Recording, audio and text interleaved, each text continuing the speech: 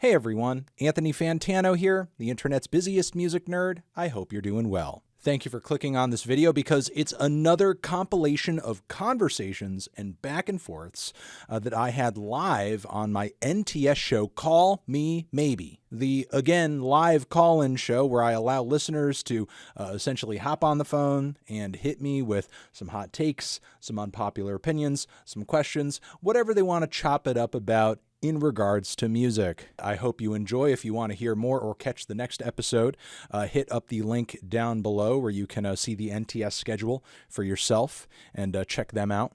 And without any further ado, here is the collection of conversations. Yeah! Hey everyone, Anthony Fantano here, the internet's busiest music nerd. I hope you're doing well.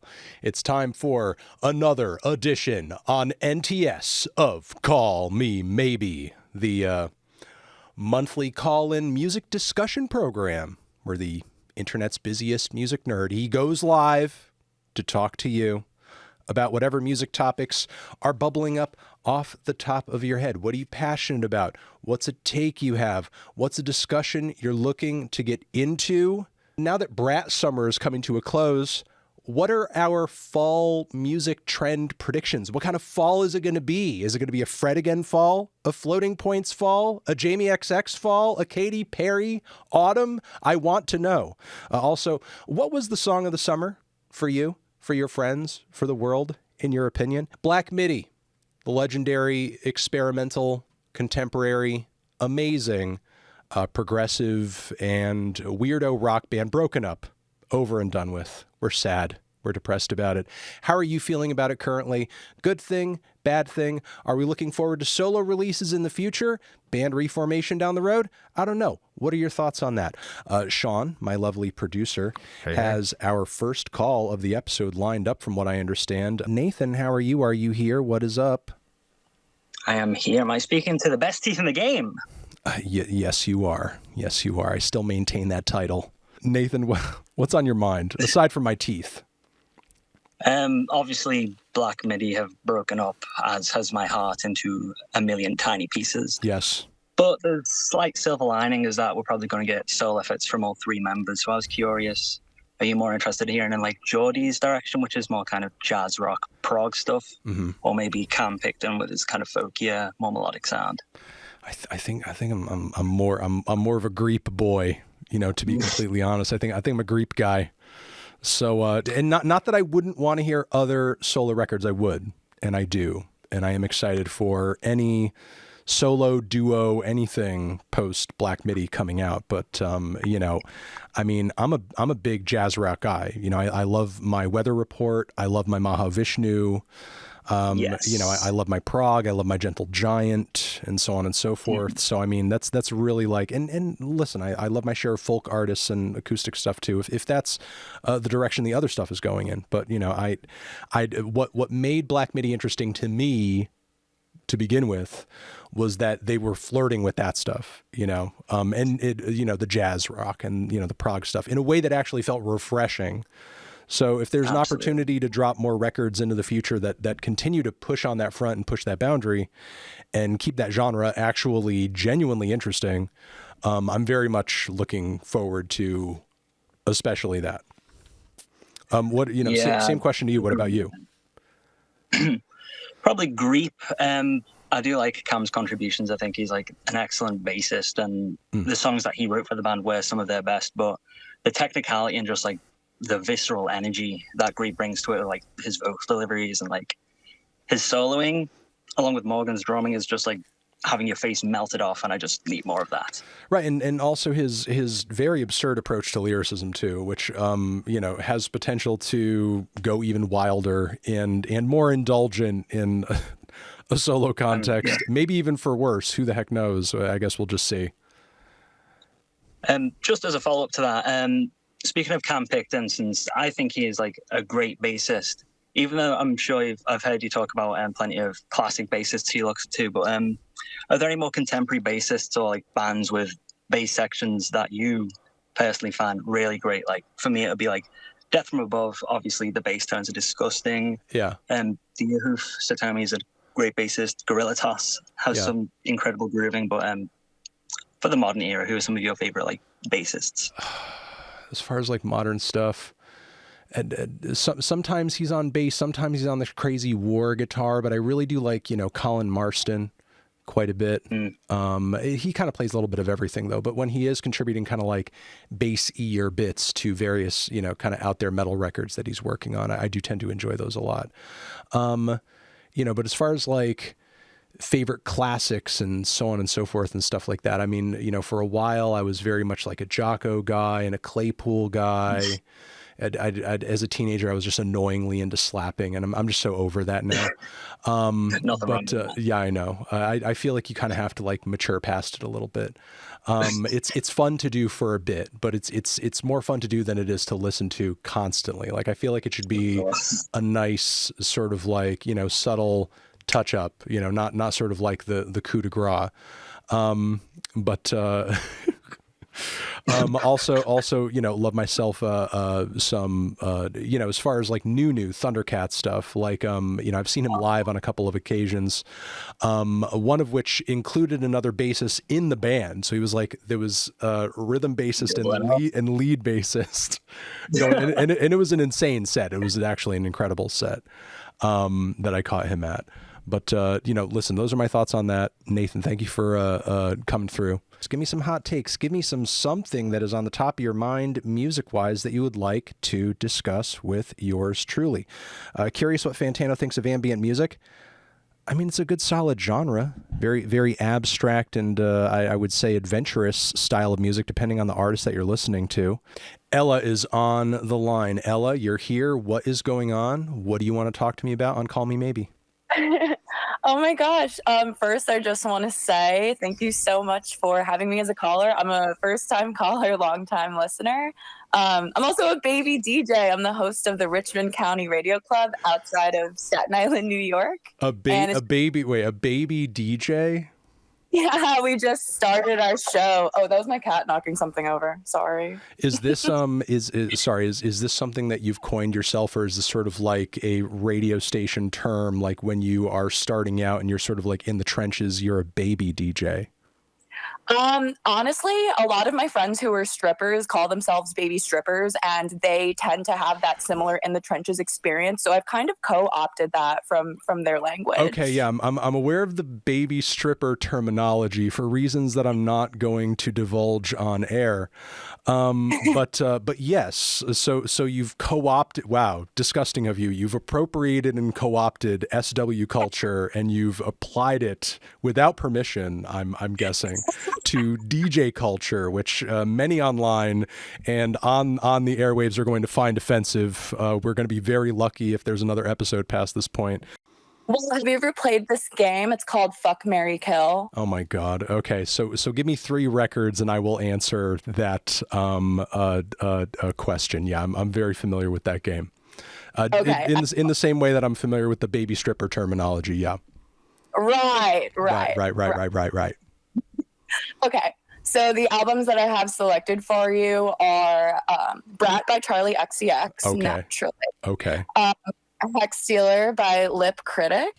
Okay. And let's see. You Won't Go Before You're Supposed to by Knocked Loose. Oh, okay. Geez. Wide range here. Yeah, no, it's a wide range. Okay, listen, this is, I'm going to say, I feel like this is so against my character because I am usually such a post-punk boy. But I think I have to say Kill on the Lip Critic. And it's not out of any disrespect. I was put into a hard, tough position here by a baby DJ, and I have no other options.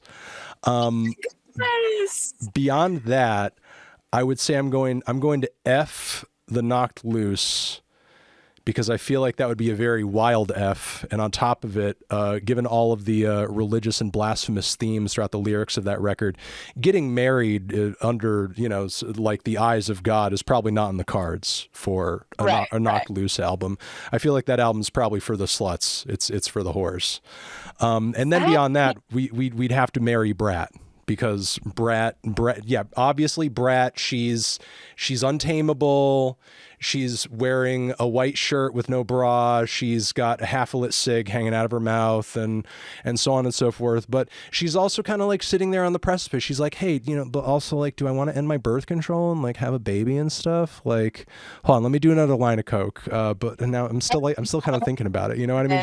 She's like on the edge. You know what I mean? It's like, let's just be brats together, in holy matrimony is sort of why I would choose marriage. Plus we're all, also fiance George is a part of the narrative there, which I mean, I feel like you kind of got one foot in the door there, like that album is as close to marriage as I think any record is in that bunch that you offered me.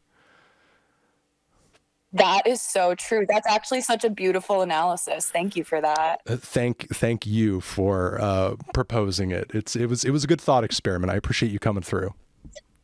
Of course. Thank you. All right. Have a good one. You too. Have a great day. Oh my God. That was great. It's Call Me Maybe. Latest episode of the music call-in show featuring Anthony Fantano, the internet's busiest music nerd. We are inviting you guys to hop on air and discuss anything music-wise that is on the top of your mind at nts.live/callfantano, nts.live/callfantano. Sean, do we have another caller lined up? Do we want to go into a song? We got Alex over here. Just give me 1 second. Alex is coming on the air. Alex, it's me. It's the internet's busiest music nerd. How are you doing? Are you there? Good. How are you? Good. I'm doing good. I'm so glad to hear your voice. What's going on? How would you recommend someone who's never done journalism before get into music journalism? Yeah, I mean, look, when I was starting out with what I was doing, I mean, obviously I didn't have the sort of like potential social media channels that are around now, but I was using what was available to me and what was sort of like popular and prevailing at the time. I had like, a blog spot site because, music blogs were super popular at the time. I had started my YouTube channel kind of last after all of that. I was writing for a few publications and I had a podcast going that, with like a proper RSS feed that was on my website and so on and so forth. And, while these aspects of it didn't really end up taking off, it sort of seemed like the thing to do at the time as I was kind of like throwing a lot of irons in the fire, just kind of throwing a lot of crap at the wall and just seeing what stuck. And then eventually it was kind of the YouTube thing that slowly began to snowball into what it is today. And I would sort of like look at what's in front of you as far as like mediums and platforms and channels that you could potentially put yourself out on, be it YouTube, be it some kind of podcast, be it TikTok, be it Instagram, be it whatever, however you choose to kind of promote yourself or your thoughts or your ideas or your opinions or these interviews that you want to do and how you go about getting a hold of them. Just start putting yourself out there on all of these platforms as much as possible. Thank you so much. Thank you. One last question to finish it off. What is your favorite bagel flavor? Everything.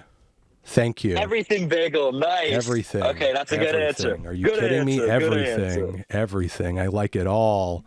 I want the sesame seeds. I want the poppy seeds. I want some of those everything bagels have like a bit of garlic flavor on them too, and I like that. That's what I want. Right. Good answer. I rock with it. Thank you so much. Have a great one. Thank you. Have a good one. Call Me Maybe, the live music call-in show featuring your goofy boy who you're wondering how the heck he even got on the air. It's Anthony Fantano, the internet's busiest music nerd. Kind of under the weather right now, but still willing to take your calls at nts.live/callfantano, nts.live/callfantano. All right, we have our next caller on the line, according to my producer, Sean. Who is with us? We have Vicente here. Vicente, are you there? Are you there? Are you there? Are you there? We want to talk to you. What's going on? Yes, I am. I'm right here. There you are. What's going on? What's happening? What's on the top of your mind? What do you want to discuss? I'm just interested in hearing your thoughts on the whole East Coast club music scene. That's kind of been like having a resurgence in like popularity recently in the 2020s decade. You're talking about sort of like the New Jersey stuff and like the Philly stuff and so on and so forth. Yeah. And the driving beats and the bed squeaks and so on. All that crazy shit. Oh yeah, that's what I'm here for. That's what I love.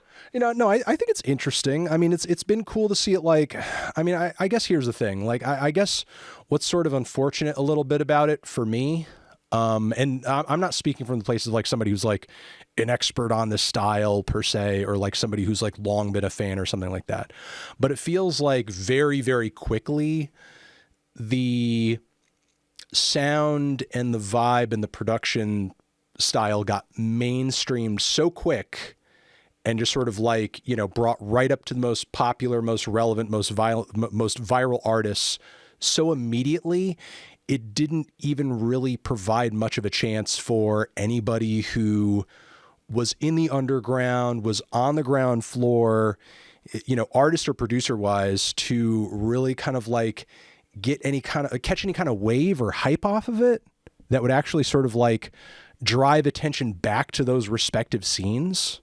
That's at least my kind of outsider perspective of it. I don't know if you think that's the case. But it just kind of seems like it blew up so quickly with some of the biggest artists so quick that it didn't really provide an opportunity for people to sort of like explore that sound beyond, a bunch of top 40 artists kind of indulging in it. If you know what I'm saying.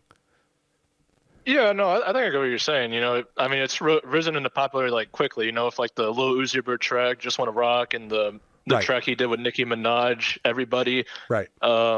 And there's some other ones that I could name out, but I mean, yeah, I think that's a fair case. However, I also do believe that elements from those genres are also kind of bleeding into other different genres, such as like the drill scene. Yeah, no, they most definitely are. Oh yeah, no, like I think of an artist like Cash Cobain recently. He's had a lot of popularity as of late. He kind of fuses elements of like Jersey Club with like the more sensual kind of R&B samples he uses with like the stomping kicks, which I really love.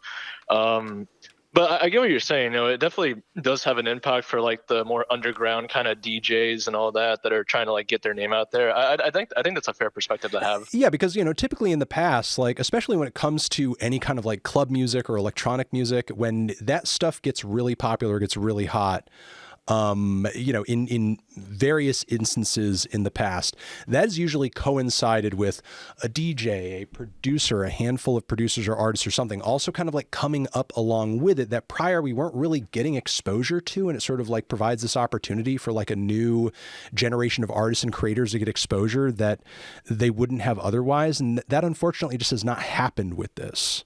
And I don't know what it is about kind of like the makeup of all of it or the way the mainstream has been paying attention to it or not diving into it, but it sort of seems like we've been kind of deprived of an opportunity to kind of like think a bit deeper and dive a bit further into a style that's, kind of being paraded around the mainstream right now that we should be getting kind of a little bit more, I guess, depth on from the music press and social media and so on and so forth. But yeah, those are my thoughts on that. I appreciate you coming through with your thoughts and opinions. This has been Call Me Maybe, the latest episode of the Music Call-In Show featuring Anthony Fantano. We're going to have to call it a day with me and my producer, Sean. Hey. And thank you for coming through. Are we going to play out a little bit with a song as we end things? Yeah, let's fade out with this, the Come Girl 8 song. Heck yeah, Karma Police. Thank you again for listening, and I'll see you guys in the next one. Bye! And there you have it. There it was. There it is. Thank you for watching. Anthony Fantano, NTS, Call Me Maybe, 4th episode comp in the can. There will be more to come soon, and thank you guys very much for watching. Over here next to my head is another video that you can check out. Hit that up or the link to subscribe to the channel. One more time, link to NTS and their website down below. Anthony Fantano, Call Me Maybe, forever.